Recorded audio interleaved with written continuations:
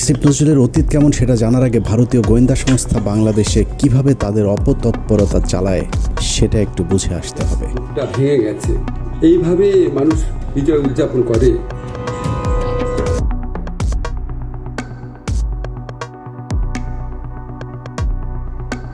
বর্তমানে অন্তর্বর্তীকালীন সরকারের আইন উপদেষ্টা আসিফ নজরুলকে নিয়ে করা সাহসী সাংবাদিক ইলিয়াস হোসেনের দ্বিতীয় পর্বে রীতিমতো হইচই পড়ে গেল বাংলাদেশে। তবে এই ভিডিওর পর সাংবাদিক ইলিয়াসকে নিয়ে কড়া প্রতিবাদ জানিয়েছেন ক্রীড়া উপদেষ্টা আসিফ মাহমুদ। সাংবাদিক ইলিয়াস তার ভিডিওতে দেখিয়েছেন কিভাবে রয়ের এজেন্ট বাংলাদেশের ভেতরে কাজ করে, যেখানে তিনি বলেন একদল ঘোষণা দিয়েই ভারতের পক্ষে সরাসরি দালালি করে আর আরেক দল কৌশলে ভারতের বিপক্ষে অবস্থান করে এবং ভারতকে নিয়ে সমালোচনা করে, কিন্তু গোপনে গোপনে তারা মূলত ভারতের হয়েই কাজ করেন।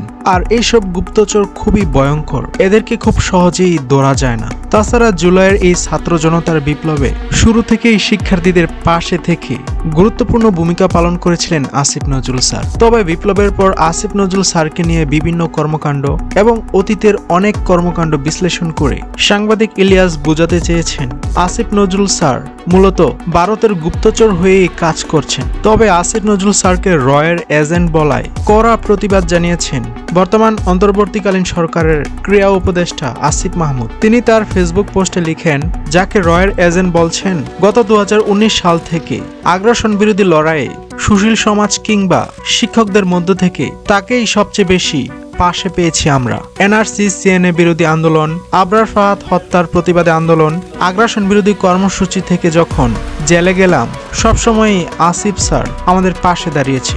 আমরা ক্যাম্পাসের 15-20টা ছেলে মেয়ে আর আসিফ নজরুল স্যার। সমালোচনারও কিছু ম্যানার থাকা দরকার, যেটাকে গঠনমূলক সমালোচনা বলে থাকি আর কি।